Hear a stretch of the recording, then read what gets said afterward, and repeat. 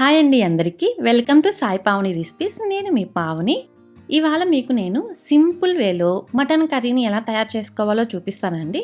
వంట రాని వాళ్ళు కానీ లేదా బ్యాచిలర్స్ కానీ ఎవరైనా సరే చాలా సింపుల్గా బేసిక్ ఇంగ్రీడియంట్స్తో ఈ మటన్ కర్రీని చాలా ఈజీగా టేస్టీగా చేసుకోవచ్చు. ఇంట్లో ఉన్న స్పైసెస్తోనే మనము ఈ మసాలా కర్రీని చాలా టేస్టీగా ఫాస్ట్గా చేసుకోవచ్చు. ఈ రోజు మీకు నేను ఈ సింపుల్ వేలో ఈ మటన్ కర్రీని ఎలా తయారు చేయాలో చూపిస్తాను. మటన్ కర్రీ కోసము నేను ఇక్కడ 1 kg మటన్ తీసుకున్నాను. ఈ మటన్ని నీట్గా వాష్ చేసుకుని తీసుకున్నాను. ఇప్పుడు ఈ మటన్ని పక్కన పెట్టుకొని ఫస్ట్ దీనికి మసాలా పేస్ట్ని ఎలా చేసుకోవాలో చూద్దాము. మసాలా కోసము ఒక మిక్సీ జాడీ తీసుకొని ఇప్పుడు ఇందులో ఒక 4 ఇలాచి, 5-6 లవంగాలు, కొంచెం దాల్చిన చెక్క,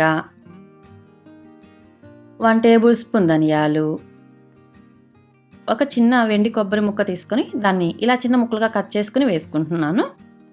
ఇందులోనే ఒక 8 నుంచి 10 వెల్లుల్లి రెబ్బలు వేసుకుంటున్నాను. ఒక 2 ఇంచెస్ అంత అల్లం తీసుకుని దీన్ని చిన్న పీసెస్గా కట్ చేసుకుని వేసుకుంటున్నాను. వేసుకుని వీటన్నిటిని కొంచెం వాటర్ వేసుకుని మెత్తటి పేస్ట్ లాగా మిక్సీ వేసుకోవాలి. చూడండి, ఇలా మెత్తటి పేస్ట్ లాగా మిక్సీ వేసుకున్న తర్వాత ఇప్పుడు దీన్ని పక్కన పెట్టుకుని కర్రీ చేయడం కోసం గ్యాస్ మీద కుక్కర్ గిన్నె పెట్టుకొని ఇప్పుడు ఇందులో 6 to 7 టేబుల్ స్పూన్ ఆయిల్ వేసుకోవాలి. ఆయిల్ హీట్ ఎక్కిన తర్వాత ఒక మీడియం సైజ్ ఆనియన్ని ఇలా సన్నగా పొడవుగా కట్ చేసుకుని వేసుకుంటున్నాను. ఈ ఆనియన్ని మంచి గోల్డ్ కలర్ వచ్చే వరకు కలుపుకుంటూ ఫ్రై చేసుకోవాలి. ఇలా లైట్ గోల్డ్ కలర్ వచ్చిన తర్వాత ఇప్పుడు ఇందులో ఆల్రెడీ చేసి పెట్టుకుని ఉన్న మసాలా పేస్ట్ ఉంది కదా, ఈ మసాలా పేస్ట్ వేసుకుని పచ్చివాసన పోయే వరకు కలుపుకుంటూ ఫ్రై చేసుకోవాలి. చూడండి, ఇక్కడ ఆయిల్ పైకి తేలి మసాలా అంతా బాగా ఫ్రై అయిపోయింది కదా. ఇప్పుడు ఇందులో 2 మీడియం సైజ్ టమోటాలను తీసుకుని చిన్న ముక్కలుగా కట్ చేసుకుని వేసుకుంటున్నాను. టమోటాలని కూడా మెత్తబడే వరకు ఫ్రై చేసుకోవాలి.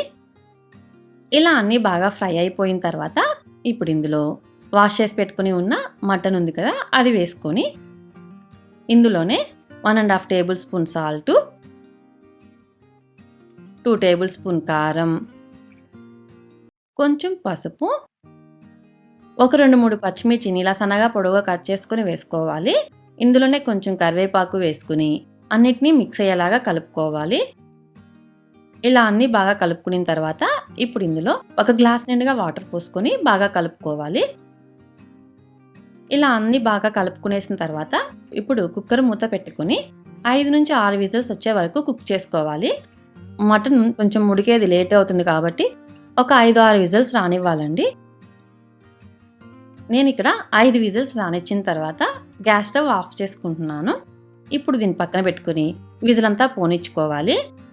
ఇప్పుడు కొంచెం సేపటి తర్వాత విజిల్ పోయిందా లేదా అని చెక్ చేస్తున్నాను. విజిల్ పోయింది కాబట్టి ఇప్పుడు మూత తీసి చూసుకుందాము. చూడండి, ఆయిల్ అంతా పైకి తేలి పర్ఫెక్ట్గా కుక్ అయ్యిందండి మటన్ కూడా నాకు. ఇప్పుడు ఫైనల్గా ఇందులో సన్నగా కట్ చేసుకున్న కొత్తిమీర వేసుకుని బాగా మిక్స్ చేసుకున్న తర్వాత ఇప్పుడు బౌల్లోకి సర్వ్ చేసుకోవడమేనండి. చూడండి, ఎంత సింపుల్గా మటన్ కర్రీని చేసేసుకున్నాము.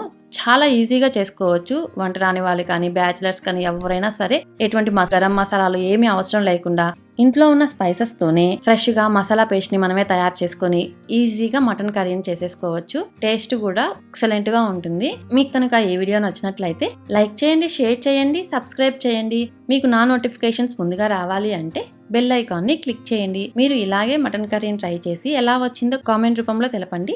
Thank you for watching.